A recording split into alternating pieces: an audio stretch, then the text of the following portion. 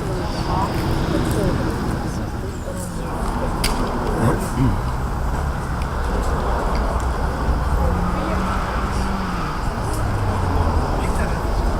Жители должна быть плавной соответственно стенка. То есть изначально полагалось рисовать